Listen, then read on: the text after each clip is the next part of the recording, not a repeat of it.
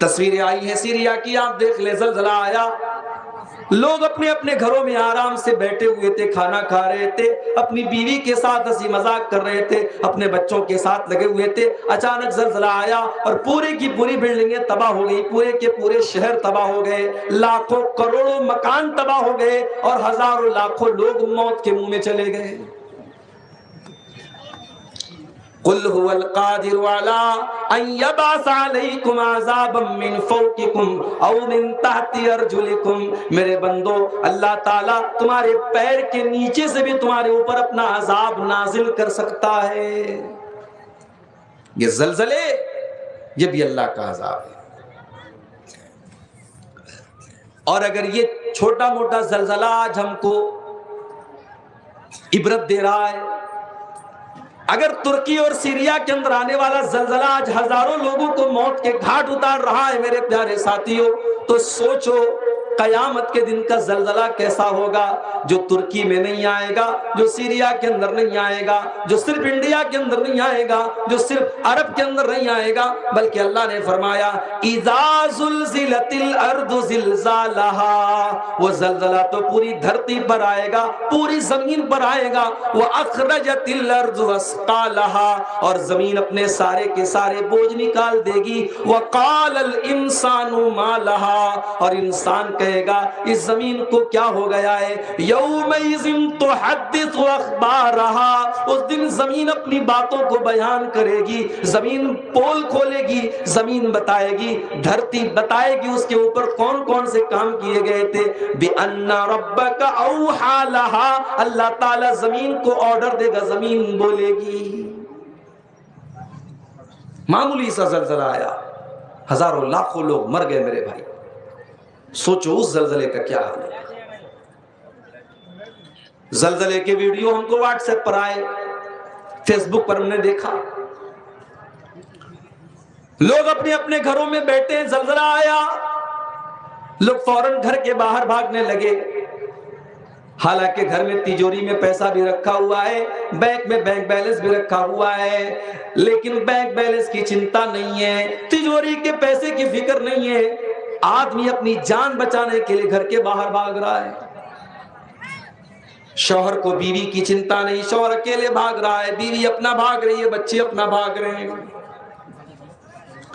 دنیا کے اندر آنے والے یہ چھوٹے موٹے زلزلے ہمیں قیامت کے دن کا نقشہ کھینچ دیتے ہیں کہ جب یہ چھوٹے موٹے زلزلے جب ان کا یہ حال ہے تو سوچو قیامت کے دن کا زلزلہ کیسا ہوگا۔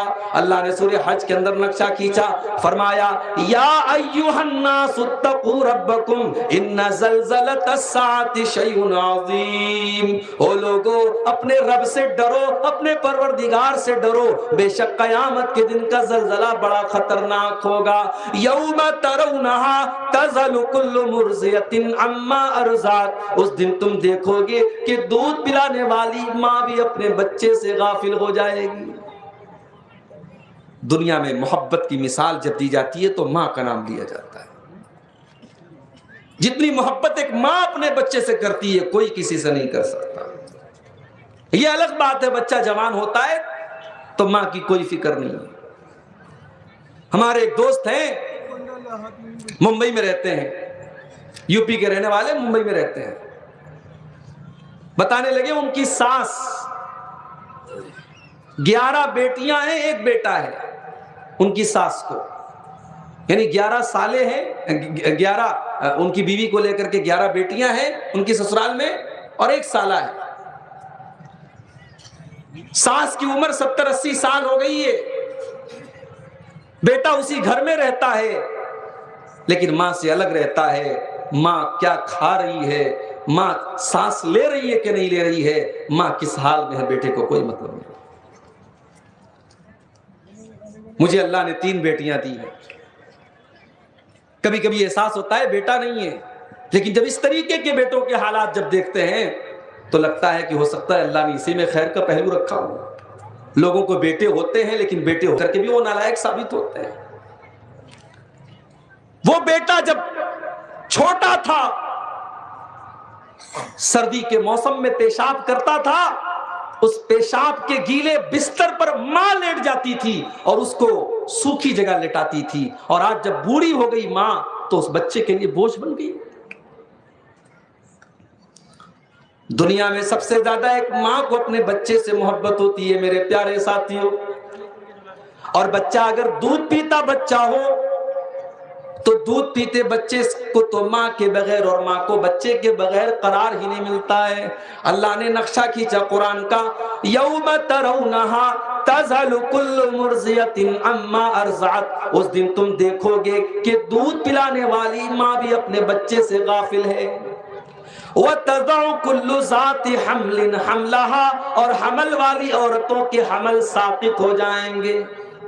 डर की वजह से उनके पेट का हमल खत्म हो जाएगा, एबॉर्शन हो जाएगा, ज़ाय हो जाएगा।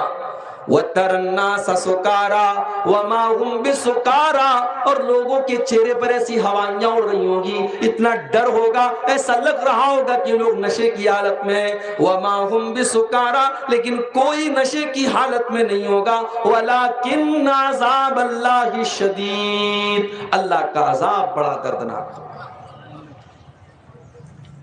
तुर्की का ज़लज़ला आया, हमने वीडियो के अंदर देखा लोग अपने बच्चों को छोड़ के भाग रहे हैं।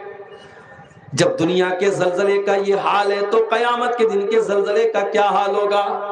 यौम यफ़िर्रुल मर्उ मिन अख़ी व उम्मिही व अबी व साहिबतिही व बनी लिकुल्लि इम्रिइन मिनहुम यौमइज़िन शानुन युग़नी। क़यामत के दिन इंसान अपनी माँ को देख करके भागेगा, अपने बाप से भागेगा, अपने भाई से भागेगा, अपनी बीवी से भागेगा, अपने बच्चों से भागेगा। क़यामत के दिन तो हर इंसान को अपनी पड़ी होगी कि मैं कैसे बच जाऊं। दुनिया में हम मुसीबत में फंसते हैं, हमारे माँ बाप हमें बचाने के लिए खड़े हो जाते हैं। औलाद पर मुसीबत आ रही हो तो माँ बाप बचाने के लिए तैयार है। माँ बाप के ऊपर कोई मुसीबत आए तो औलाद खड़ी हो जाती है, भाई भाई के लिए खड़ा हो जाता है, शौहर बीवी के लिए खड़ा हो जाता है। क़यामत के दिन खड़ा होना तो बड़ी दूर की बात है। अल्लाह फरमाता है यवद्दुल मुजरिमु लौ यफ्तदी मिन अज़ाबि यौमिदिन बिबनी। क़यामत के दिन तो इंसान कहेगा आय अल्लाह मेरे बच्चों को तू ले ले, मुझे छोड़ दे। व साहिबतिही व अख़ी, आय अल्लाह मेरी बीवी को ले ले, मुझे छोड़ दे। मेरे भाई को ले ले, मुझे छोड़ दे। वो फसीलतिही लती तुवी, आय अल्लाह मेरे पूरे खानदान को ले ले, मुझे छोड़ दे।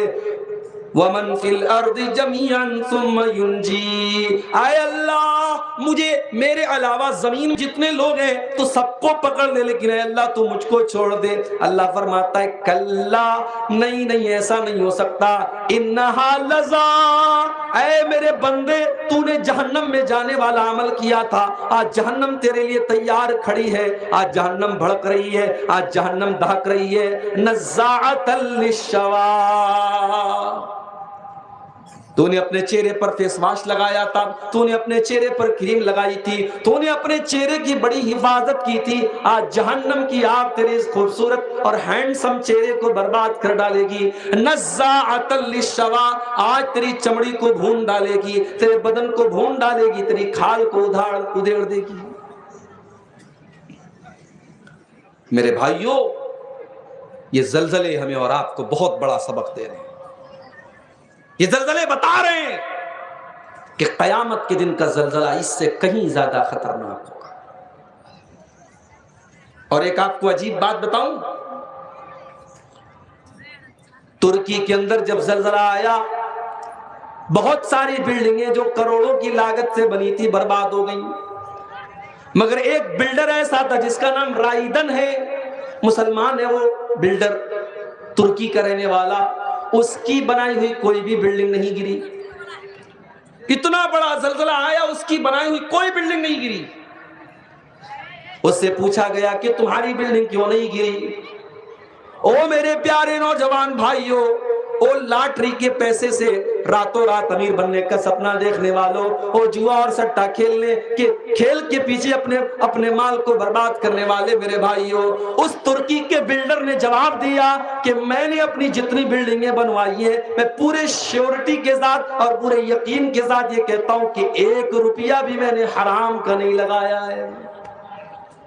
हलाल की बरकत है ये।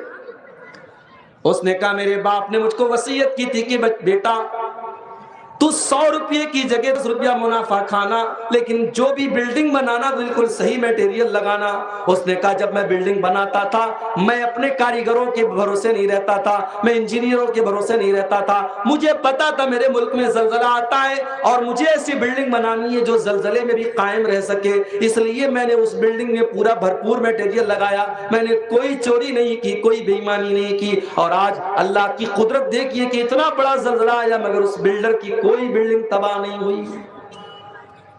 ایمانداری اور حلال روزی کبھی برباد نہیں ہوتی میرے بھائی، اور حرام کی روزی کبھی کام نہیں آتی۔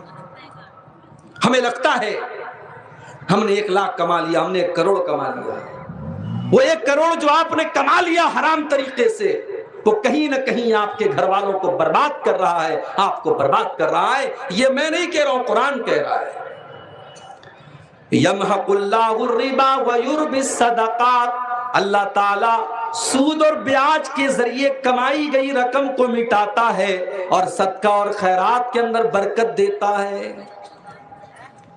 سود اور بیاج کے ذریعے آپ جو پیسہ کما رہے ہیں، آپ کو لگ رہا ہے کہ آپ منافع کما رہے ہیں، آپ پروفٹ کما رہے ہیں، پروفٹ نہیں، آپ لاس میں جا رہے ہیں، آپ گڈھے میں جا رہے ہیں۔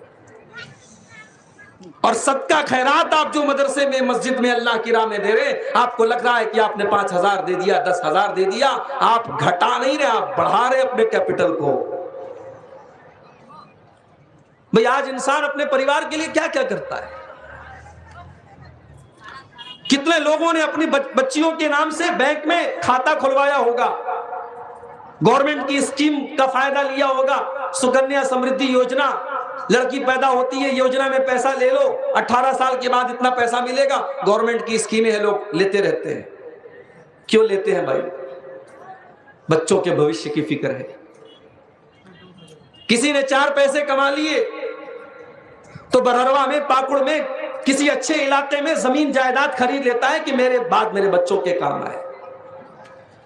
بہت اچھی بات ہے، آپ زمین جائیداد خریدے بنائیں، بہت اچھی بات ہے، حلال طریقے سے خوب پیسہ کمائیں، لیکن یاد رکھو میرے پیارے ساتھیوں کہ آپ کے بچوں کو سب سے زیادہ اگر کوئی چیز ان کے کام آنے والی، آپ کے مرنے کے بعد بھی ان کے کام آئے گی تو آپ کی نیکی کام آئے گی، آپ کا عمل کام آئے گا، آپ کا تقوی کام آئے گا۔ اور میں اس کا پروف آپ کو دے سکتا ہوں۔ پروف دوں آپ کو؟ ایک پروف قرآن سے دیتا ہوں اور ایک پروف میں نے سچا واقعہ اپنی آنکھوں سے دیکھا ہے، وہ پروف بھی میں آپ کو دیتا ہوں۔ قرآن کا 16واں پارہ اٹھاؤ، حضرت موسیٰ علیہ السلام اور حضرت خضر علیہ السلام دونوں ایک بستی کے پاس سے گزر رہے ہیں، دونوں بھوکے پیاسے لمبا سفر کر کے آئے ہیں۔ دونوں جب بستی میں پہنچے تو بستی والوں سے کھانا مانگا، بستی والوں نے ان کو کھانا کھلانے سے انکار کر دیا۔ آپ لوگ تو ماشاءاللہ بڑے مہمان نواز ہیں، میں تعریف کرتا ہوں بنارس میں اور آس پاس کے علاقوں میں جب جاتا ہوں، میں کہتا ہوں صاحب بنگال میں اور جھارکھنڈ میں تقریر کرنے جاتا ہوں، ہمارے بنارس میں مہمان آئے گا دسترخوان پہ کھانا رکھ دیں گے، مہمان ٹھیک ہے اپنے حساب سے جتنا نکالنا ہے نکالے گا، لیکن یہاں تو اس کو مہمان نوازی کے خلاف مانا جاتا ہے، یہاں تو مہمان کے پلیٹ میں خود کھانا ڈالا جاتا ہے۔ یہ الگ بات ہے کہ یہ کہیں بڑا نقصان دہ بھی ثابت ہوتا ہے، کبھی کبھی مہمان بیچارہ جو ہے پریشان ہو جاتا ہے، آپ اس کی پلیٹ میں زیادہ کھانا نکال دیتے ہیں، لیکن ٹھیک ہے، کلچر ہے۔ انڈیا میں ہر جگہ کا، ہر اسٹیٹ کا اپنا ایک کلچر ہے۔ میرا ایک پروگرام ہوا جے پور میں، جمعہ کا دن تھا، جمعہ میں نے پڑھایا، جمعہ کے بعد گوشت آیا، روٹی آئی، گوشت بھی کھا لیا میں نے، روٹی بھی کھا لی، اب میں چاول کے انتظار میں بیٹھا ہوں، لوگ پانی لے کے آگے، مولوی صاحب ہاتھ دھو لیجیے۔ میں نے کہا بھائی چاول کہاں ہے؟ بولے چاول تو نہیں ہے، چاول نہیں چلتا ہمارے یہاں۔ میں نے کہا چاول کے بغیر میرا کھانا نہیں چلتا۔ کلچر ہے، کہیں کھانے کے پہلے میٹھا آ جاتا ہے، کہیں میٹھے کے پہلے کھانا آ جاتا ہے، دونوں چلتا ہے، لیکن مہمان نوازی یہ اسلام کا کلچر ہے۔ جس گاؤں کے اندر گھر میں مہمان آنے پر گھر کی عورتوں کی پیشانی پر بل پڑ جائے، ان کے ایمان میں کمی ہے میرے پیارے ساتھیوں۔ اللہ کے نبی فرماتے من کان یؤمن باللہ والیوم الآخر فلیکرم ضیفہ، اگر اللہ کے اوپر تم ایمان رکھتے ہو، قیامت کے دن کے اوپر ایمان رکھتے ہو، تو اپنے مہمان کی عزت کرو۔ مہمان آپ کے گھر کا کھانا کھانے کے لیے نہیں آیا ہے، آپ کے ایمان کو مضبوط کرنے کے لیے آیا ہے۔ وہ ماجد دیوبندی کا شعر ہے نا، اللہ میرے رزق کی برکت نہ چلی جائے، اللہ میرے رزق کی برکت نہ چلی جائے، 2 روز سے گھر میں کوئی مہمان نہیں ہے۔ مہمان آپ کے گھر میں برکت لے کے آتا ہے۔ اور جس علاقے میں، جس گاؤں میں لوگوں کے مکان بڑے بڑے ہوں، لوگوں کے پاس زمین جائیداد بڑی بڑی ہو، لیکن دل اتنا چھوٹا ہو کہ مہمان کی مہمان نوازی نہ کرتے ہو، تو یاد رکھیے یہ بخیلی اور کنجوسی ہے میرے پیارے ساتھی۔ موسیٰ علیہ السلام اور حضرت خضر علیہ السلام دونوں اس بستی میں پہنچے اور دونوں نے کھانا مانگا۔ قرآن کہتا ہے فَأَبَوْا أَن يُضَيِّفُوهُمَا، بستی والوں نے، گاؤں والوں نے کھانا کھلانے سے انکار کر دیا، کہا نہیں ہمارے پاس، ہم کھانا نہیں کھلائیں گے، ہمارے پاس کھانا نہیں ہے۔ ارے نبی کا اخلاق تو یہ ہے، صحابہ کا اخلاق تو یہ ہے کہ ایک مرتبہ ایک صحابی اللہ کے نبی کے پاس آئے، کہا یا رسول اللہ بھوکا ہوں، کچھ کھانے کو تو کھلا دیجیے۔ نبی نے کہا کہ کوئی صحابی ہے میرا جو اس مہمان کو کھانا کھلا دے؟ حضرت ابو طلحہ رضی اللہ تعالیٰ عنہ نے کہا یا رسول اللہ آپ کے مہمان کو میں اپنے گھر لے کے جاؤں گا، میں کھانا کھلاؤں گا۔ گھر پوچھنے نہیں گئے بیوی سے کہ روٹی بنی ہے کہ نہیں بنی ہے، سالن بچا ہے کہ نہیں بچا ہے، کہا یا رسول اللہ آپ کے مہمان کو میں کھانا کھلاؤں گا۔ گھر آئے، بیوی سے کہا ایک مہمان کو لے کے آیا۔ ہمارے اور آپ کے گھر کی بیوی ہوتی تو کہتی یہ کون سی بات ہوئی، آپ نے پوچھا نہیں، کھانا بنا ہے، بچا ہے، نہیں بچا ہے، آپ مہمان کو لے کے چلے آئے۔ مگر وہ صحابہ کے دور کی عورتیں تھیں، وہ صحابہ کے دور کی عورتیں تھیں، ایمان والی عورتیں تھیں، تقوی والی عورتیں تھیں۔ کہا مہمان آیا ہے بڑی اچھی بات ہے، مگر گھر میں کھانا نہیں ہے، تھوڑا سا کھانا ہے، بچوں کے بھر کا ہے، ہمارے بھر کا تو کھانا بھی نہیں۔ کہا ایک کام کرو، بچوں کو بہلا فسلا کے سلا دو، جہاں تک ہمارا تمہارا معاملہ ہے ہم مہمان کو کھانا کھلا دیتے ہیں، خود بھوکے رہ جائیں گے۔ جب مہمان کو میں لے کر کے آؤں گا اور کھانے کا ٹائم آئے گا، میرے سامنے بھی برتن رکھ دینا، مہمان کے سامنے بھی برتن رکھ دینا، اور کھانے کا ٹائم آئے گا تو چراغ کی بتی بجھا دینا، مہمان پیٹ بھر کے کھانا کھا لے گا، میں صبر کر لوں گا، تم صبر کر لینا۔ نبی کا مہمان ہمارا مہمان بنا ہے، یہ موقع ہاتھ سے جانا نہیں چاہیے۔ ابو طلحہ انصاری رضی اللہ تعالیٰ عنہ نے اور ان کی بیوی نے خود بھوکے رہ کر اور بچوں کو بھوکا رکھ کر کے اپنے مہمان کو کھانا کھلایا۔ اور اگلے دن جب صبح کو حضرت ابو طلحہ اللہ کے نبی کے پاس پہنچے تو اللہ کے نبی نے ان کو قرآن کی یہ آیت پڑھ کے سنائی کہ اے ابو طلحہ، تمہاری بیوی کا اور تمہارا عمل اللہ تعالیٰ کو اتنا پسند آیا کہ اللہ نے قرآن کے اندر آیت نازل کر دی وَيُؤْثِرُونَ عَلَىٰ أَنفُسِهِمْ وَلَوْ كَانَ بِهِمْ خَصَاصَةٌ۔ میرے نبی کے انصاری صحابہ، میرے نبی کے مدینہ کے انصار صحابہ تو اتنے دل والے ہیں کہ وہ اپنی ضرورت کو قربان کر کے دوسروں کے کام آتے ہیں، اپنا حق قربان کر کے وہ دوسروں کو دے دیتے ہیں۔ تو یہ اخلاق ہے میرے نبی کا اور نبی کے صحابہ کا۔ ان لوگوں نے کھانا کھلانے سے حضرت موسیٰ کو انکار کر دیا۔ حضرت موسیٰ اور حضرت خضر بیچارے بھوکے پیاسے ایک دیوار سے ٹیک لگا کر کے بیٹھ گئے۔ اچانک حضرت خضر نے دیکھا کہ دیوار ٹیڑھی ہے اور گرنے والی ہے۔ حضرت خضر کھڑے ہوئے اور قرآن کہتا ہے فَأَقَامَهُ، انہوں نے دیوار کو سیدھا کر دیا۔ پتہ یہ چلا کہ حضرت خضر کے اندر جسمانی طاقت بھی تھی۔ معاف کرنا میرے نوجوان بھائیوں، نبیوں کی سنت یہ ہے کہ آپ کا جسم بھی مضبوط ہو، اور جسم مضبوط اس کا ہوگا جو گٹکھا کھائے گا، اور جو شراب اور نشے کا عادی ہوگا اس کا جسم مضبوط نہیں ہوگا۔ جو طاقت کی چیزیں کھائے گا اور جو غذا کھائے گا اس کا جسم مضبوط ہوگا۔ یہ گٹکھا کھانے والے اور یہ نشہ کرنے والے، ان کے جسم کے اندر کیا طاقت ہے؟ کوئی ایک پھائٹ مار دے تو وہیں زمین پر بیٹھ جائے گا۔ یہ اللہ ہمارے نوجوانوں پر رحم فرمائے۔ ارے تھوڑا جم وم جایا کرو، تھوڑا باڈی کو مضبوط کرو، تھوڑا موسیٰ علیہ السلام کی جیسی باڈی بناؤ۔ موسیٰ علیہ السلام نے ایک آدمی کو ایک مکہ مارا، وہ وہیں مر گیا، اتنا طاقتور مکہ تھا حضرت موسیٰ۔ ہمارے نوجوانوں کو نبیوں کے طریقے پر اپنے فزیکل ٹریننگ اور اپنے بدن کی کثرت پر بھی دھیان دینا چاہیے.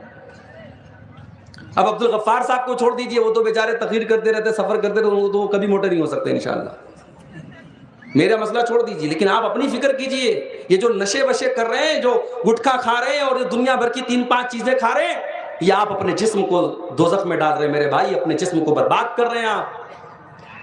حضرت خضر نے دیوار کو سیدھا کر دیا. موسیٰ علیہ السلام کو بڑا غصہ آیا. قال لو شئت لاتخذت علیہ اجرا, کہا کہ اے خضر آپ کو کیا ضرورت تھی ان کی دیوار کو سیدھا کرنے کی؟ جب یہ ٹیڑھے لوگ ہیں تو ان کی دیوار کو سیدھا کرنے کی کیا ضرورت تھی؟ آپ کو پیسہ لے لینا چاہیے تھا. ہم بھوکے پیاسے اللہ کے نیک بندے ہیں, ہم کو انہوں نے کھانا نہیں کھلایا اور آپ نے ان کی دیوار سیدھی کر دی. تو حضرت خضر نے کیا جواب دیا؟ وَأَمَّا الْجِدَارُ فَكَانَ لِغُلَامَيْنِ يَتِيمَيْنِ فِي الْمَدِينَةِ وَكَانَ تَحْتَهُ كَنْزٌ لَهُمَا وَكَانَ أَبُوهُمَا صَالِحًا. کہ اے موسیٰ, وہ دیوار 2 یتیم بچوں کے مکان کی دیوار تھی. وہ دیوار 2 یتیم بچوں کے مکان کی دیوار ہے, اور ان کے باپ نے مرنے کے پہلے اپنے بچوں کے لیے دیوار کے نیچے خزانہ چھپایا تھا. اگر دیوار گر جاتی, خزانہ سامنے آ جاتا اور گاؤں والے پورا خزانہ لوٹ کے چلے جاتے. گاؤں والے تو تھے ہی بخیل اور کنجوس.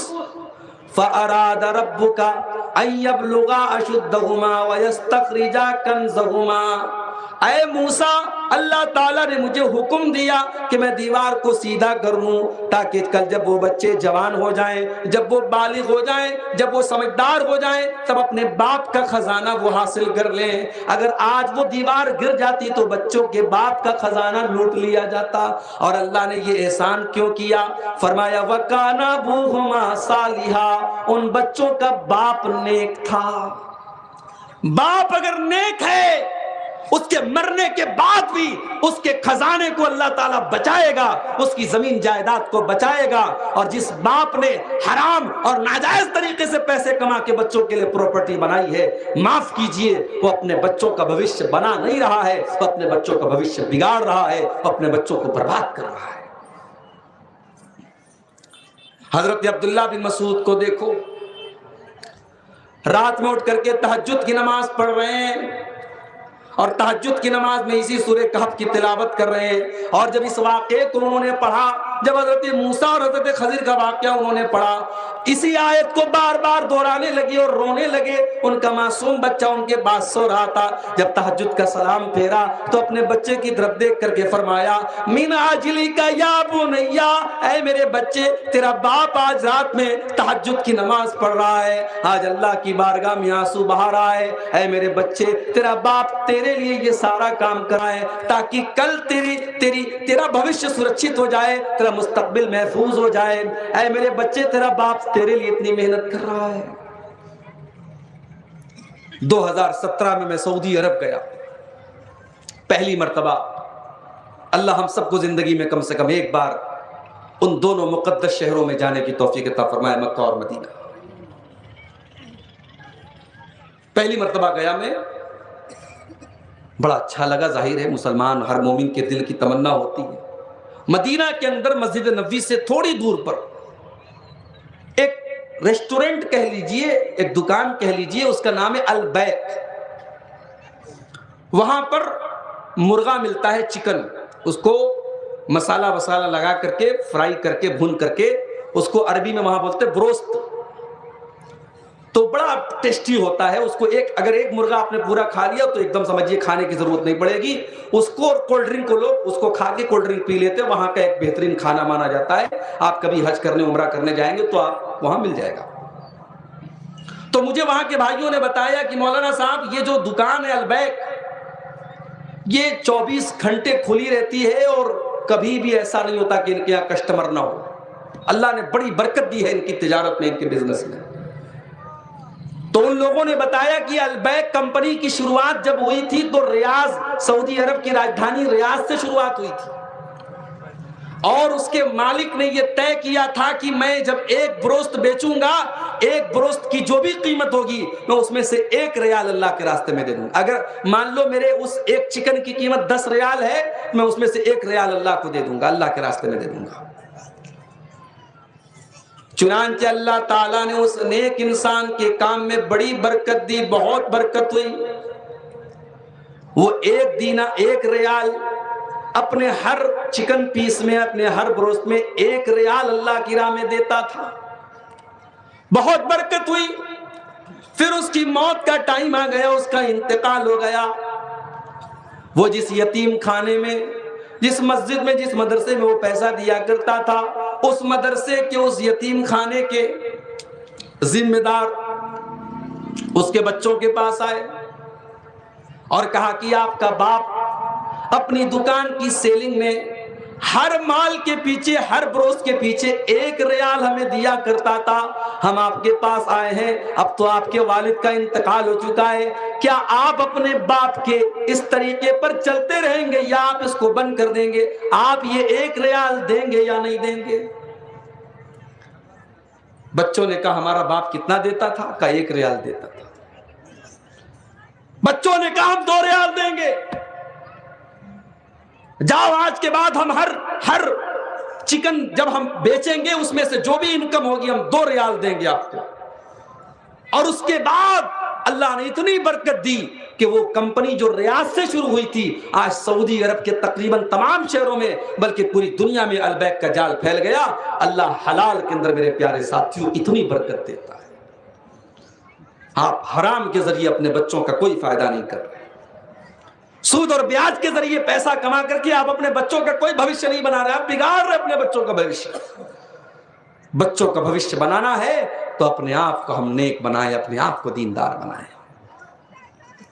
میری پیاری ماں بہنوں، آپ کو شکایت ہے آپ کے گھر کی بچیاں آپ کی بات نہیں مانتی، آپ کو شکایت ہے آپ کے گھر کی لڑکیاں بے پردہ نکل رہی ہیں، یاد رکھو جب تک آپ اپنے آپ کو دیندار نہیں بنائیں گے، آپ جب تک دیندار نہیں بنیں گے آپ کے بچے دیندار نہیں بنیں گے۔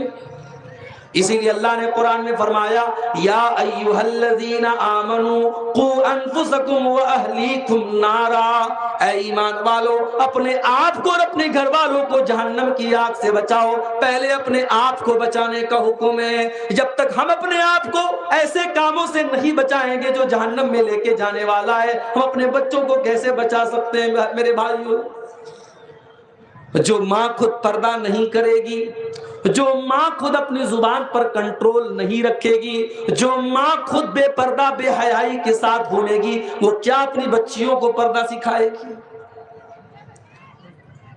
گاؤں میں جلسہ ہو رہا ہے، جوان بیٹی ہے، ماں بیچاری پلو ڈال کے گھونگھٹ ڈال کے پردے میں چھپ کے آ رہی ہے، اور جوان بیٹی خوبصورت کپڑا پہن کر سچ کر کے سمر کر کے آ رہی ہے۔ کیا میرے بھائیوں یہ وڈمبنا نہیں ہے؟ یہ تعجب کی بات نہیں ہے؟ یہ حیرت کی بات نہیں ہے؟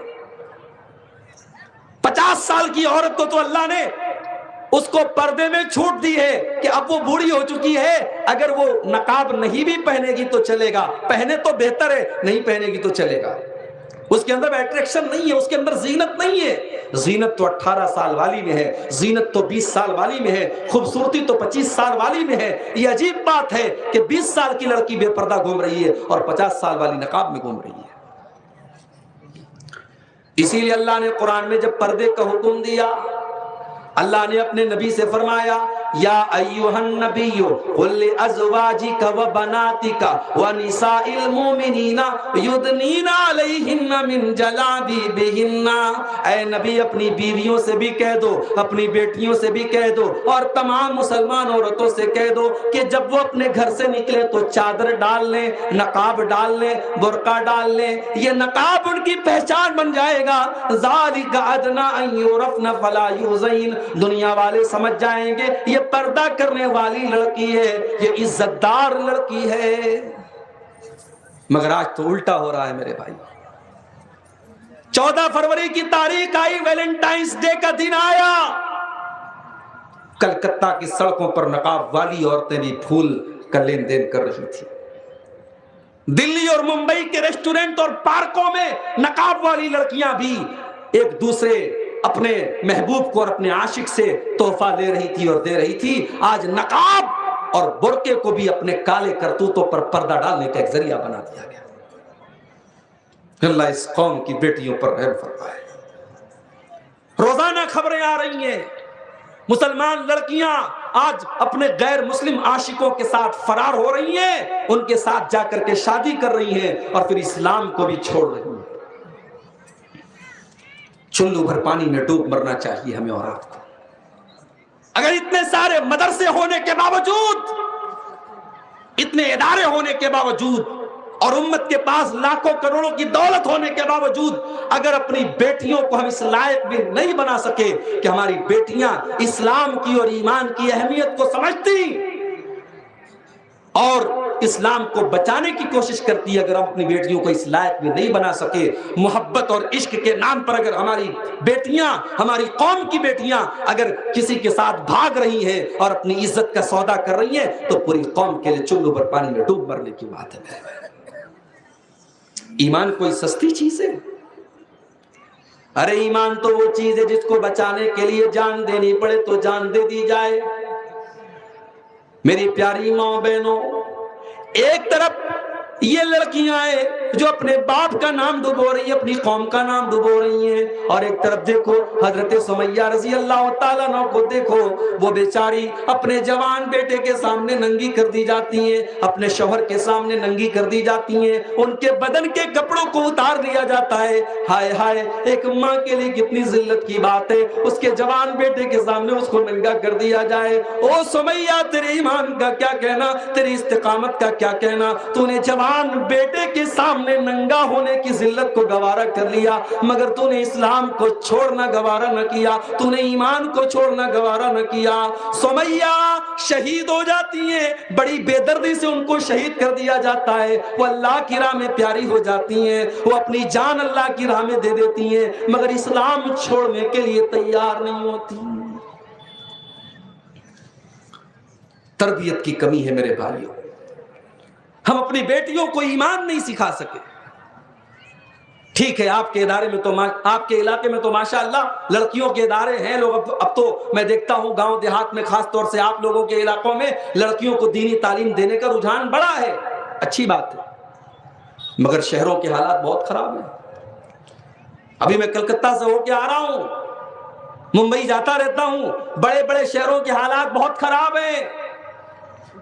ایک تو بڑی تعداد میں مسلمانوں میں ایسے لوگ ہیں جو اپنی مسجدوں میں عورتوں کو جانے کی پرمیشن نہیں دیتے، ان کا فتویٰ ہے کہ صاحب عورتیں مسجد میں نہیں جا سکتی، مارکیٹ جا سکتی ہیں، گھومنے پھرنے جا سکتی ہیں، کلکتہ کی سیر کر سکتی ہیں، دلی کا قطب مینار دیکھ سکتی ہیں، لال قلعہ میں تفریح کر سکتی ہیں، لیکن مسجد میں جا کر کے نماز اور جمعہ نہیں پڑھ سکتی، فتویٰ لگا کے رکھا ہے۔ یہ الگ بات ہے کہ اب جب پانی سر سے اونچا ہونے لگا، جب ان کے گھروں کی بیٹیاں بھی جب گھر چھوڑ کے بھاگنے لگیں، تو اب دھیرے دھیرے کچھ ہلکی ہلکی زبانوں سے کہا جانے لگا کہ اگر ان کا الگ انتظام ہو تو نماز پڑھ سکتی ہیں۔ قربان جاؤ، اس ملک میں جب عورتوں کے لیے مسجد کے دروازے بند کر دیے گئے، یہ جماعت اہل حدیث تھی جس نے اپنے مسجدوں کے دروازے عورتوں کے لیے کھولے تھے۔ آج الحمدللہ پورے ہندوستان میں لاکھوں اہل حدیث کی مسجدیں ہیں جہاں جمعہ کی نماز میں عورتوں کا انتظام ہوتا ہے اور عورتیں جاتی ہیں اور امام صاحب کی تقریر سنتی ہیں۔ اور آپ کے گاؤں میں اور آپ کے علاقے میں اگر انتظام نہیں ہے تو معاف کیجیے، ہونا چاہیے۔ یہ جلسے جو سال میں ایک بار ہوتے ہیں اور اس میں عورتیں آتی ہیں، معاف کیجیے، عورتوں کے دین کی تربیت کے لیے اتنا کافی نہیں ہے، آپ کو جمعہ کی نماز میں عورتوں کا الگ سے انتظام کرنا چاہیے۔ اور برہیٹ سے پڑھ کر کے آپ کے گھروں کی اور خاندان کی لڑکیاں جو فارغ ہوتی ہیں، ان کے ذریعے بھی گھروں اور خاندانوں میں دین کا کام ہونا چاہیے۔ اپنی لڑکیوں کو صرف اس لیے مت پڑھوائیے مدرسوں میں کہ ان کو اچھا رشتہ مل جائے، اگر انہوں نے تعلیم حاصل کی ہے 8-10 سال تو اس تعلیم کا بینیفٹ بھی سماج کو ملنا چاہیے۔ عورتوں میں بہت دین کا کام کرنے کی ضرورت ہے میرے بھائی، بہت ساری بدعقیدگی عورتوں میں پائی جاتی ہے۔ بچہ رو رہا ہے، مرچے کو آگ میں ڈال کر کے مرچے کی دھونی دی جا رہی ہے، مرچے کا دھواں دیا جا رہا ہے کہ نظر اتر جائے گی، نظر لگی ہے نظر اتر جائے گی۔ کس نے سکھایا بھائی صاحب؟ بچے کی مالش کر رہی ہے، اب کاجل اس کی آنکھوں میں لگایا، کاجل کا ٹیکا یہاں پیشانی پہ لگا دیا، پوچھو کیوں لگا دیا؟ کہتی ہے اس سے نظر نہیں لگی۔ کس نے بتایا تجھ کو نظر نہیں لگی؟ سورج گرہن لگا ہے، ڈاکٹر لوگ کہتے ہیں، میڈیکل سائنس کہتی ہے سورج گرہن لگا ہو تو کسی کو بھی ڈائریکٹ سورج کو نہیں دیکھنا چاہیے، آنکھوں کو نقصان پہنچتا ہے۔ چلو بھائی اچھی بات ہے، سائنٹیفک بات ہے، مگر ہمارے یہاں کیا مشہور ہے؟ اگر سورج گرہن لگا ہے تو عورت چھت پر نہیں جا سکتی، عورت کچن میں نہیں جا سکتی، کوئی کام دھام نہیں کر سکتی، خاص طور سے اگر پریگننٹ عورت ہے، حاملہ عورت ہے تو۔ کس نے سکھایا میرے بھائی؟ بچے کی پیدائش کے بعد جو نفاس کا پیریڈ ہوتا ہے 40 دن تک، عام طور سے 40 دن تک عورتیں ناپاکی کی کنڈیشن میں ہوتی ہیں، اس میں عورت کو اتنا اس کو ناپاک بنا دیا جاتا ہے، شوہر کو اس کی چارپائی پر بیٹھنے نہیں دیا جاتا بہت سارے علاقوں میں، اور عورت کو بالکل الگ تھلگ رکھا جاتا ہے۔ میرے پیارے ساتھیوں، یہ تمام چیزیں جہالت کی ہیں، اور یہ جہالت کیسے دور ہوگی جب آپ کی یہ بچیاں جو برہیٹ میں پڑھ رہی ہیں، جو اور دینی اداروں میں پڑھ رہی ہیں، جو عالمہ ہیں، جب وہ اپنے گھر اور خاندان میں جا کر کے صحیح تعلیم دیں گی اور سکھائیں گی، تب وہاں سے آپ کے سماج میں سدھار پیدا ہوگا۔ آج گھروں کے حالات آپ دیکھیے کیا ہے میرے بھائی۔ رشتہ تلاش کرنے کے لیے جب آپ جاتے ہیں اپنے گھر میں، اپنے بیٹے کے لیے بہو لینے کے لیے آپ جاتے ہیں رشتہ دیکھنے کے لیے، بڑی اچھی لڑکی ہے، دیندار ہے، خوبصورت ہے، لیکن اگر ہاں پیسے والے باپ کی بیٹی نہیں ہے، اگر آپ کو یہ لگتا ہے کہ زیادہ جہیز نہیں ملے گا، آپ رشتہ ٹھکرا دیتے ہیں۔ ہوتا ہے کہ نہیں؟ مجھے سب خبر ہے، میں آج سے نہیں آ رہا ہوں، 8-10 سال ہو گئے آپ کے علاقے میں آتے ہوئے، آپ بھی جلا ہیں میں بھی جلا ہوں، مجھے اچھی طریقے سے معلوم ہے، انصاریوں کا پورا بیلٹ ہے، لیکن یہاں بھی جہیز چل رہا ہے، اور جہیز کی بنیاد پر لوگ رشتے ناتے میں ترجیح دیتے ہیں۔ کیا اہل حدیث صرف اس کا نام ہے کہ سینے پر ہاتھ باندھا جائے اور رفع الیدین کیا جائے اور آمین زور سے بولا جائے؟ مجھے بتایا آپ کے گاؤں کے لوگوں نے کہ مولوی صاحب ہمارے یہاں شادی میں ناچ گانا تک ہوتا ہے، شرم آنی چاہیے۔ اللہ کے نبی فرماتے ہیں میری امت پر ایک ایسا زمانہ آئے گا، خسف و قذف و مسخ، آسمان سے پتھروں کی بارش کی جائے گی، زمین میں لوگوں کو دھسا دیا جائے گا، اور لوگوں کے چہرے سور اور بندر کے جیسے کر دیے جائیں گے۔ صحابہ نے پوچھا اے اللہ ناچ گانے کی چیزیں تمہارے گھروں میں آ جائیں گی، اور ایک حدیث میں جب تمہارے سر کے اوپر آ جائیں گی۔ آج ہمارا نوجوان ایئر فون اور ہیڈ فون لگا کر کے گانا سن رہا ہے، مجھے لگتا ہے کہ اللہ کے نبی نے ایئر فون اور ہیڈ فون کو سامنے رکھ کر کے یہ بات کہی کہ سروں کے اوپر ناچنے گانے والی آ جائیں گی۔ نکاح کا موقع یہ کوئی ایسا موقع نہیں ہوتا میرے بھائی جس میں آپ آزاد ہو جائیں۔ نکاح ایک انسان کی زندگی کا بڑا اہم دن ہے، اس دن کو تم یہ حرام کام، یہ ناجائز کام، یہ ناچ گانا، یہ تمام چیزیں کر کے اس دن کو بیکار مت کرو۔ یہ تمہاری زندگی کا برکت والا دن ہونا چاہیے، اس دن صحیح کام کرو اور سنت کے مطابق نکاح کرو، پھر دیکھو گھروں میں کیسے برکت آتی ہے۔ آج کیوں نہیں ہے گھر میں برکت؟ کیونکہ نکاح کے دن آپ نے مولوی صاحب سے نکاح پڑھوایا، بس یہی ایک کام سنت کے مطابق ہو رہا ہے، باقی سارا سنت کے خلاف ہو رہا ہے۔ رشتہ دیکھنے جا رہی ہے، دولت کو ترجیح دے رہی ہے۔ رشتہ دیکھنے گئی، لڑکی بہت اچھی ہے، پڑھی لکھی ہے، دیندار ہے، گھر آ کے کہتی ہے لڑکیاں تو بہت اچھی رہی، بس تھوڑا ہائٹ کم تھی، اس کی ہائٹ کم تھی، تھوڑا قد کم تھا۔ اللہ تعالیٰ کو جا کے مشورہ دے دو نا، کیوں نہیں اللہ تعالیٰ نے ہائٹ بڑھا دیا اس کی؟ ان کا بس چلے تو یہ بچے کی پیدائش کے ٹائم اللہ کو رائے دے دے کہ اس کا کلر تھوڑا اور گورا کر دینا چاہیے تھا، اس کو تھوڑا اور لمبا کر دینا چاہیے تھا۔ میرے بھائیوں، میری ماں اور بہنوں، یہ چیزیں انسان کے کنٹرول میں نہیں ہوتی۔ اللہ نے سب کو الگ الگ بنایا ہے، کوئی بہت گورا ہے، کوئی سانولا ہے، کوئی کالا ہے، کسی کی ہائٹ زیادہ ہے، کسی کی کم ہے، کسی کی میڈیم ہے۔ اگر لڑکی دیندار ہے، اگر لڑکی عالمہ ہے، پڑھی لکھی ہے، سب کچھ اچھا ہے، تو یہ کوئی بنیاد نہیں ہوئی کہ آپ صرف ہائٹ کی بنیاد پر، آپ کلر کی بنیاد پر رشتوں کو ریجیکٹ کر دے۔ کہاں جائیں گی وہ بچیاں، کہاں جائیں گے وہ غریب کی بیٹیاں؟ آج ہم نے جب رشتوں میں ان تمام چیزوں کو ترجیح دینا شروع کیا، نتیجہ یہ نکلا کہ ہمارے گھروں سے برکت ختم ہو گئی۔ اللہ کے پیارے نبی فرماتے تنکح المرأۃ لأربع، جب عورت کی شادی ہوتی ہے تو 4 چیزیں عام طور سے عورت کے اندر دیکھی جاتی ہیں. لمالہا مال دیکھا جاتا ہے، ولجمالہا خوبصورتی دیکھی جاتی ہے، ولحسبہا خاندان دیکھا جاتا ہے، ولدینہا دینداری دیکھی جاتی ہے. علماء کہتے ہیں عیسائی لوگ خوبصورتی دیکھا کرتے تھے، یہودی لوگ مال دیکھا کرتے تھے، عرب کے اندر خاندان دیکھا جاتا تھا، مگر اسلام کے آنے کے بعد اسلام نے کہا کہ دینداری دیکھا کرو، دینداری دیکھو. ارے دیندار عورت گھر میں آئے گی تو دیندار عورت کا مقام یہ ہوتا ہے کہ وہ صفا اور مروہ کے درمیان اگر دوڑ جائے تو اللہ کو حاجرہ کا دوڑنا اتنا پسند آ گیا کہ قیامت تک کے حج اور عمرہ کرنے والوں کو آرڈر دے دیا گیا کہ جب تک تم صفا اور مروہ کے درمیان چکر نہیں لگا لو گے تمہارا حج نہیں، تمہارا عمرہ نہیں. دیندار عورت کا یہ مقام ہے میرے بھائی. دیندار عورت اگر آپ کے گھر میں آ جائے گی آپ کے گھر کو جنت بنا دے گی. اللہ کے نبی فرماتے ہیں دنیا کلھا متاع وخیر متاع الدنیا المرأۃ الصالحہ، دنیا کی سب سے قیمتی دولت نیک عورت ہے.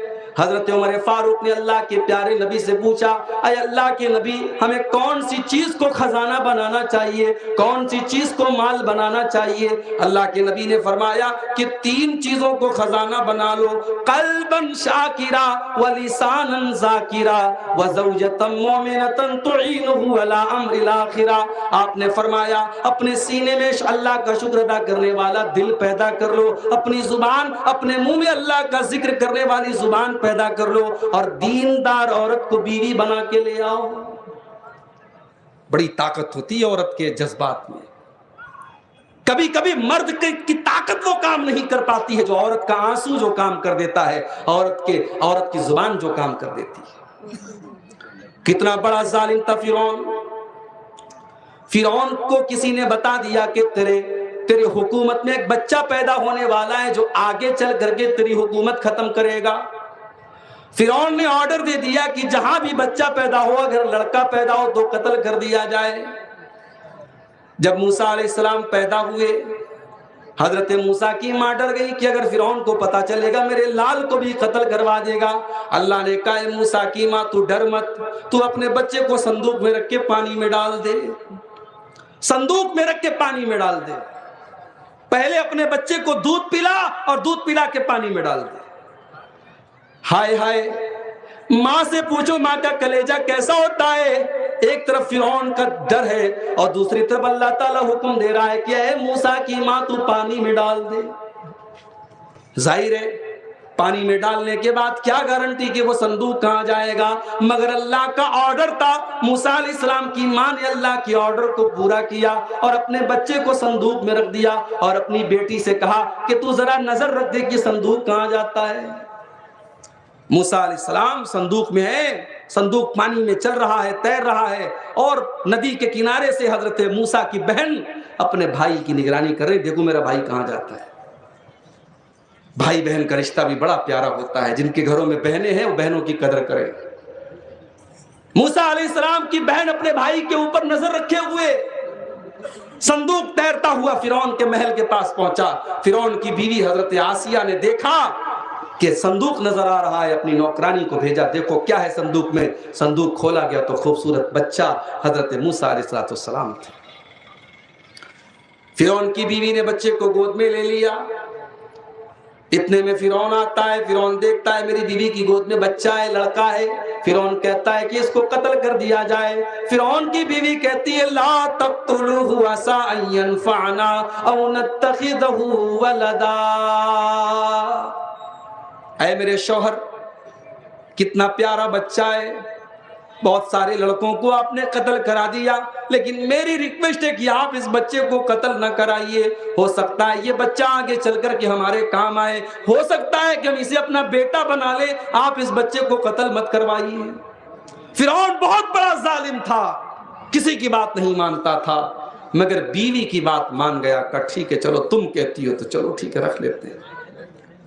اب بچہ رو رہا ہے، دودھ پلانے والیاں آتی ہیں، گاؤں کے اندر جو دایا ہوتی ہیں دودھ پلانے والی عورتیں وہ آتی ہیں. بچہ کسی کا دودھ پینے کو تیار ہی نہیں ہے. حضرت موسیٰ کی بہن وہاں پہنچتی ہے اور کہتی ہے کہ میں جانتی ہوں، ایک عورت کو جانتی ہوں، ہو سکتا ہے یہ بچہ اس کا دودھ پی لے۔ اللہ تعالیٰ نے موسیٰ علیہ السلام کی ماں کو فرعون کے محل میں بلوایا، فرعون کے محل میں پہنچایا، اور جیسے ہی موسیٰ علیہ السلام اپنی ماں کی گود میں جاتے ہیں فوراً رونا بند کر دیتے ہیں۔ فرعون آرڈر دیتا ہے کہ تم کو تنخواہ دی جائے گی، تم کو سیلری دی جائے گی، تم کو اس بچے کو دودھ پلانا ہے۔ دشمن کے گھر میں رہ کر کے دشمن ہی کی تنخواہ پر حضرت موسیٰ علیہ السلام کی پرورش ہوتی ہے۔ یہ اللہ کی قدرت ہے میرے پیارے ساتھی۔ تو بیوی شوہر سے بہت کچھ بنوا سکتی ہے۔ اگر بیوی دیندار ہو، شرابی شوہر کی شراب چھڑوا سکتی ہے۔ بیوی دیندار ہو، بے نمازی شوہر کو نمازی بنا سکتی ہے، اور اگر بیوی بے دین ہو تو گھر کے ماحول کو خراب کر سکتی ہے۔ میرے پیارے ساتھیوں، رشتے ناتے میں دینداری کو ترجیح دو، پھر دیکھو آپ کے گھر میں کیسے برکت آتی ہے۔ آج گھروں کا سکون ختم ہو رہا ہے۔ بھئی میاں بیوی کا رشتہ سکون کا رشتہ ہے، اگر بیوی کو شوہر سے سکون نہیں مل رہا ہے، شوہر کو بیوی سے سکون نہیں مل رہا ہے، تو پھر شادی کا کیا مطلب ہے؟ اللہ نے قرآن میں اس رشتے کو سکون کا ذریعہ بنایا ہے۔ وَمِنْ آيَاتِهِ أَنْ خَلَقَ لَكُم مِّنْ أَنفُسِكُمْ أَزْوَاجًا، اللہ تعالیٰ کی بہت بڑی نشانی یہ بھی ہے، اس نے تمہارے لیے تمہاری بیویوں کو بنایا، لِتَسْكُنُوا إِلَيْهَا، تاکہ تم اپنی بیوی سے سکون حاصل کرو۔ بیوی سے سکون ملنا چاہیے شوہر کو۔ شوہر بیچارہ تھکا ہارا جب گھر میں آئے تو بیوی کو چاہیے شوہر کے آنے کے پہلے وہ تیار ہو، خوشبو لگائے، اچھے کپڑے پہنے، شوہر کا استقبال کرے، اپنی مسکراہٹ سے شوہر کے غم کو دور کرے۔ اگر بیوی شوہر کے لیے تیار نہیں ہوتی ہے، جلسے میں جانا ہے تو 1 گھنٹہ میک اپ کرتی ہے، شادی میں جانا ہے تو 2 گھنٹہ میک اپ کرتی ہے، کسی پارٹی میں کسی تقریب میں جانا ہے خود تیار ہوتی ہے، اور شوہر کے لیے کبھی تیار نہیں ہوتی ہے، تو ایسی بیوی کو یہ کہنے کا کوئی حق حاصل نہیں ہے کہ میرا شوہر میرے اوپر دھیان نہیں دیتا ہے۔ شوہر کو دھیان دینے کے لیے اگر بیوی چاہے تو اپنے محبت کے ذریعے شوہر کا دل جیت سکتی ہے۔ اسی لیے جب اللہ کے نبی سے پوچھا گیا، اے اللہ کے نبی سب سے بہترین عورت کون سی ہوتی ہے؟ اللہ کے پیارے نبی نے فرمایا، التی تسرہ اذا نظر وتطیعہ اذا امر، سب سے بہترین عورت وہ ہے کہ شوہر اگر کوئی حکم دے تو بیوی اس کو مانے اور شوہر کی اطاعت کرے، شوہر کا حکم مانے، اور شوہر کی اپنی عزت و آبرو کی اور شوہر کے مال کی حفاظت کرے۔ تو آج میرے پیارے ساتھیوں، یہ جو زلزلے آئے ہیں، ان زلزلوں نے ہمیں اور آپ کو یہ ڈرا دیا ہے، یہ سبق دیا ہے کہ ہم اور آپ اپنے عمل کی اصلاح کریں، اپنے گھر والوں کی اصلاح کریں۔ ان زلزلوں نے ہمیں اور آپ کو یہ سبق بھی دیا ہے، اگر ترکی اور سیریا کے اندر یہ زلزلے پورے شہر کو تباہ کر سکتے ہیں، تو ہمارے اور آپ کے شہر میں اور ہمارے اور آپ کے گاؤں میں بھی زلزلہ آ سکتا ہے، اور کل یہ تباہی ہمارے اوپر بھی آ سکتی ہے، اور ہو سکتا ہے کہ کل یہ دن ہم کو بھی دیکھنا پڑ جائے۔ اور اللہ کے نبی نے تو قیامت کی نشانی بھی بتائی تھی کہ بہت زیادہ زلزلے آئیں گے۔ آپ نے فرمایا لا تقوم الساعہ، قیامت نہیں آئے گی حتی یقبض العلم، یہاں تک کہ علم اٹھا لیا جائے گا، علم اٹھا لیا جائے گا۔ کیا مطلب؟ مدرسے بند ہو جائیں گے، کتابیں ختم ہو جائیں گی؟ نہیں، کتابیں رہیں گی، مدرسے رہیں گے، علماء ختم ہو جائیں گے، دنیا سے علماء ختم ہو جائیں گے، اور علماء کا کام جاہل کریں گے۔ لوگ جاہلوں کو مفتی بنائیں گے، لوگ جاہلوں کو امام بنائیں گے، جو قرآن ڈھنگ سے نہیں پڑھ سکتا وہ مسجد کا امام بنے گا، جو 1 نمبر کا چور اور بے ایمان ہے وہ مسجد کا متولی بنے گا۔ لوگ ذمہ داری غلط لوگوں کو دیں گے، جاہل کو عالم کا درجہ دیں گے۔ قیامت کی ایک نشانی یہ بھی ہے کہ علم کو اٹھا لیا جائے گا۔ وَتَكْسُرَ الزَّلَازِلُ، اور بہت زیادہ زلزلے آئیں گے۔ وَيَتَقَارَبَ الزَّمَانُ، اور قیامت کے پہلے ایک ایسا دور آئے گا کہ ٹائم بہت جلدی گزرے گا، سمے بہت تیزی سے گزرے گا۔ وَتَظْهَرَ الْفِتَنُ، اور بہت زیادہ فتنے پیدا ہوں گے۔ وَيَكْثُرَ الْحَرَجُ، اور بہت زیادہ قتل اور خون خرابہ ہوگا۔ ابھی بنارس میں 1 مہینہ پہلے ایک واقعہ ہوا، 6-7 سال کا بچہ گھر سے جاتا ہے، لاپتہ ہو جاتا ہے۔ ماں باپ تھانے پہ جا کے رپورٹ لکھواتے ہمارا بچہ کل سے نہیں مل رہا ہے۔ 2 دن کے بعد بنارس کے ایک کوڑے کھانے کے پاس 2-3 بڑے پولیتھین کے پیکٹ میں بچے کی کٹی ہوئی لاش ملتی ہے۔ بچے کی لاش کے ٹکڑے ملتے ہیں، سی سی ٹی وی کیمرے سے کھنگالا جاتا ہے، قاتل پکڑا جاتا ہے، قاتل کو اریسٹ کیا جاتا ہے، پولیس پوچھتی ہے تو نے بچے کو کیوں مارا؟ قاتل کہتا ہے بچہ مجھے بہت چڑھایا کرتا تھا، میرا بہت مذاق اڑایا کرتا تھا، میں مجھ سے بہت ناراض تھا اس سے، اور میں نے اسے پکڑ کے لے جا کے قتل کر دیا۔ حالانکہ اس بات کی کوئی گارنٹی نہیں ہے کہ اس کی یہ اسٹوری صحیح ہے بھی کہ نہیں ہے، اس نے کس وجہ سے بچے کو قتل کیا، مگر آپ دیکھیے ذرا ذرا سی باتوں پہ قتل ہو رہے ہیں۔ 5-5 6-6 سال کی بچیوں کے ساتھ ریپ کے واقعات ہو رہے ہیں۔ کیوں انسان اتنا گر گیا ہے میرے پیارے ساتھیوں؟ اس لیے گر گیا ہے کہ آج دل سے یہ احساس مر چکا ہے کہ ہمیں اللہ کے سامنے کھڑے ہونا ہے، ہمیں اللہ کے سامنے جواب دینا ہے، اور قیامت کے دن ہماری زندگی کی پوری ریکارڈنگ اللہ کی دربار میں، اللہ کی بارگاہ میں اوپن کی جائے گی، اور ہم نے زندگی میں جو اعمال کیے ہیں سب کھول دیا جائے گا۔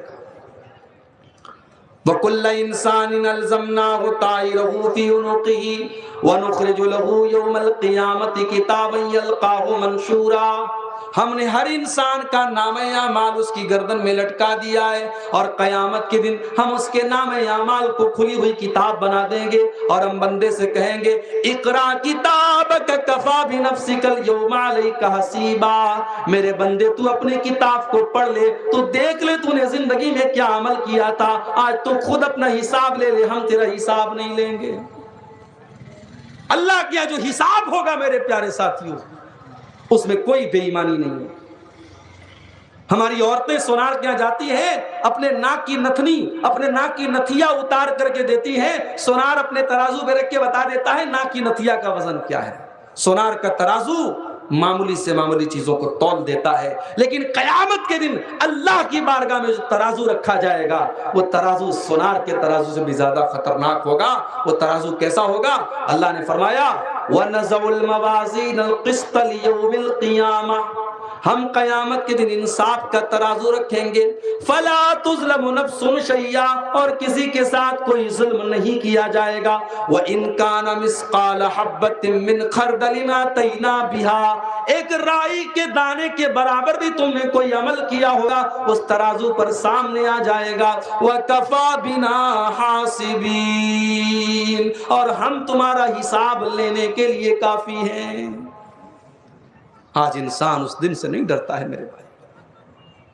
یہ زلزلے ہم نے دیکھے، لیکن ہم نے بس اس کو سماچار کی طرح سن لیا، ہم نے نیوز کی طرح سن لیا کہ ٹھیک ہے زلزلہ آیا، ہمارے دل پہ کوئی اثر نہیں پڑا، مسجدوں کی نمازیوں کی تعداد میں کوئی اضافہ نہیں ہوا، شراب کے اڈوں پر شراب پینے والوں کی کوئی کمی نہیں، زنا کے اڈوں پر زنا کرنے والوں کی کوئی کمی نہیں۔ اس کا مطلب یہ ہوا کہ یہ بڑی بڑی مصیبتیں بھی ہمارے دل کو پگھلانے کے لیے کافی نہیں ہو رہی ہیں میرے بھائی۔ اسی لیے اللہ نے قرآن میں فرمایا فَلَوْلَا إِذْ جَاءَهُمْ بَأْسُنَا تَضَرَّعُوا وَلَكِنْ قَسَتْ قُلُوبُهُمْ وَزَيَّنَ لَهُمُ الشَّيْطَانُ مَا كَانُوا يَعْمَلُونَ۔ ہونا تو یہ چاہیے تھا جب مصیبتیں آتی ہیں، جب زلزلہ آتا ہے، جب سیلاب آتا ہے، جب مہنگائی آتی ہے، جب ظالم حکومتوں کا دور آتا ہے، جب سونامی آتی ہے، جب کورونا وائرس آتا ہے، جب اس طریقے کی کوئی مصیبت آتی ہے، تو ہونا تو یہ چاہیے تھا میرے بندوں کہ تم اللہ سے توبہ کرتے، تم اللہ کی بارگاہ میں گر گڑاتے، تم اللہ کی طرف رجوع کرتے، لیکن تمہارے دل تو سخت ہو چکے ہیں، اور شیطان نے تمہارے کالے کرتوتوں کو اتنا سجا دیا ہے کہ تمہیں اپنے کالے کرتوت بھی کالے نہیں لگتے۔ ہمارے نبی کا حال تو یہ تھا میرے بھائی، تیز ہوائیں چلتی تھیں، بخاری کے الفاظ ہیں اللہ کے نبی گھٹنے پر گر جاتے تھے، ہوائیں تیز چلتی تھی، اللہ کے نبی گھٹنے کے بل گر جاتے تھے اور دعا کرتے تھے اللہم اجعلها رحمتا لنا ولا تجعلها عذابا لنا، اے اللہ یہ آندھی چل رہی ہے، یہ ہوا چل رہی ہے، اے اللہ تو اس کو ہمارے لیے رحمت بنا دے، اے اللہ تو اس کو عذاب مت بنانا، اے اللہ اس ہوا کو ہمارے لیے تو رحمت بنا دے۔ جب بھی آسمان میں بادل نظر آتے، جب بھی تیز ہوائیں چلتی اللہ کے نبی کا چہرہ اتر جاتا تھا، آپ کے چہرے پر ڈر آ جاتا تھا۔ ایک مرتبہ اماں عائشہ نے پوچھا، اے اللہ کے نبی کیا بات ہے؟ لوگ تو بادلوں کو دیکھ کر کے خوش ہو جاتے ہیں، جب ہوائیں چلتی ہیں تو لوگ خوش ہو جاتے ہیں کہ چلو بارش ہونے والی ہے، مگر آپ کا چہرہ اتر جاتا ہے، آپ کا چہرہ غمگین ہو جاتا ہے، کیا بات ہے؟ اے اللہ کے نبی ایسا کیوں کرتے ہیں آپ نے فرمایا، یا عائشہ ما یؤمننی ان یکون فیہ العذاب، اے عائشہ جب میں تیز ہواؤں کو چلتے ہوئے دیکھتا ہوں، جب میں آسمان میں بادلوں کو دیکھتا ہوں، اے عائشہ میں ڈر جاتا ہوں کہیں اللہ کا عذاب تو نہیں آنے والا ہے۔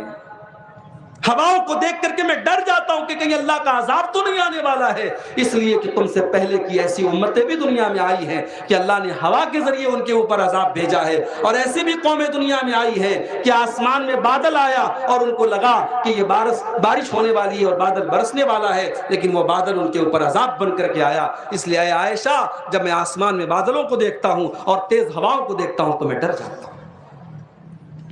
ایک طرف ہمارے نبی کا یہ حال تھا اور دوسری طرف ہمارا یہ حال ہے کہ ہم اتنی بڑی بڑی مصیبتوں کو دیکھتے ہیں اور اس کے بعد بھی ہمارے دل پر کوئی اثر نہیں پڑتا۔ میرے پیارے ساتھیوں، ترکی کے اندر آیا ہوا یہ زلزلہ ہمیں اور آپ کو بہت بڑا سبق دے رہا ہے۔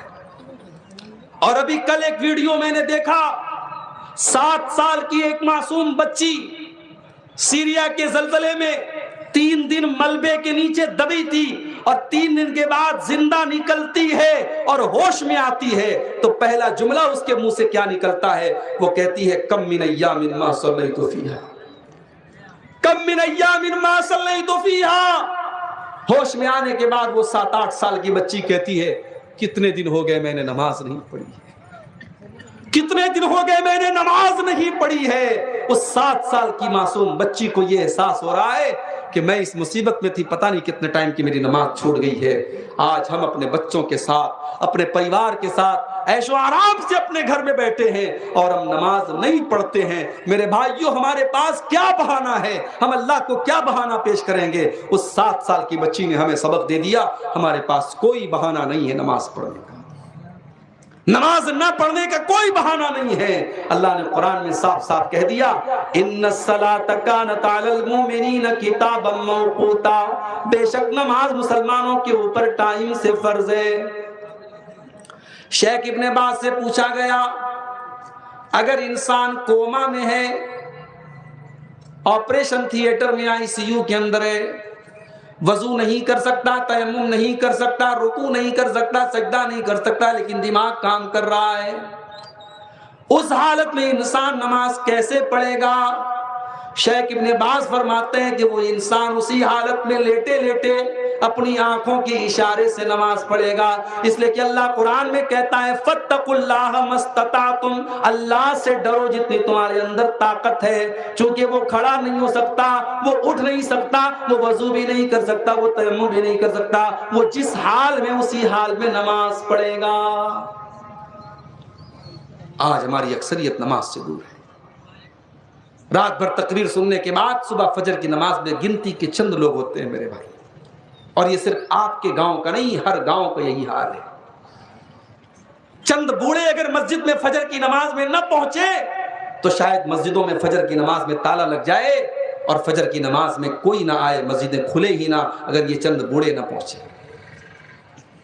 ہمارے نوجوانوں کو تو رات میں فیس بک چلانے سے ہی فرصت نہیں ہے، رات میں 3 بجے چیٹنگ کرنے سے ہی فرصت نہیں ہے۔ کر عبادت خدا کی جوانی میں تو، کل بڑھاپا تیرے سر پہ آ جائے گا۔ میرے نوجوان ساتھیوں، یہ زلزلے ہمیں یہ سبق بھی دے رہے ہیں کہ آج اگر آپ کے پاس جوانی ہے، آج آپ کے پاس طاقت ہے، تو کل یہ طاقت ختم ہو جائے گی، کل جوانی ختم ہو جائے گی، کل بال سفید ہو جائیں گے، کل بدن میں جھریاں پڑ جائیں گی، اور پھر آپ کا جسم جب کمزور پڑ جائے گا تب آپ کو احساس ہوگا کہ کاش ہم نے جوانی میں اللہ کو راضی کیا ہوتا، کاش ہم نے جوانی میں اللہ کو راضی کرنے والا عمل کیا ہوتا۔ اسی لیے اللہ کے نبی فرماتے فرماتے ہیں اغتنم خمسن قبل خمسن، 5 چیزوں کی قدر کرو 5 چیزوں کے آنے سے پہلے، شبابک قبل حرمک، اپنی جوانی کی قدر کرو بڑھاپے کے آنے سے پہلے۔ او میری پیاری نوجوان بہنوں، او میرے نوجوان بھائیوں، اس جوانی کو عشق اور محبت کے چکر میں نہ ڈالو۔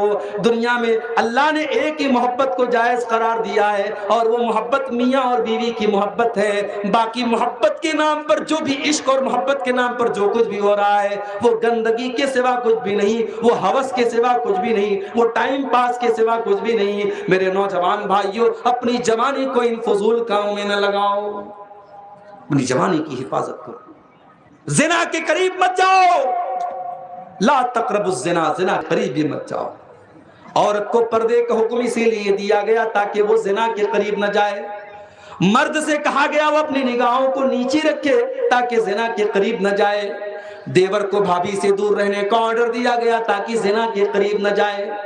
شوہر کو حکم دیا گیا کہ بغیر مجبوری کے بیوی کو چھوڑ کے نہ جائے تاکہ زنا کے قریب نہ جائے۔ ایک اجنبی مرد اور ایک اجنبی عورت کو اکیلے میں ملنے سے منع کیا گیا تاکہ زنا کے قریب بھی نہ جانے پائے۔ اسلام نے زنا کے قریب لے جانے والے تمام چور دروازوں کو بند کر دیا، اور اسی لیے اللہ نے قرآن میں کہہ دیا وَلَا تَقْرَبُوا الزِّنَا، تم زنا کے قریب بھی نہ جانا۔ اپنی جوانی کی حفاظت کرو۔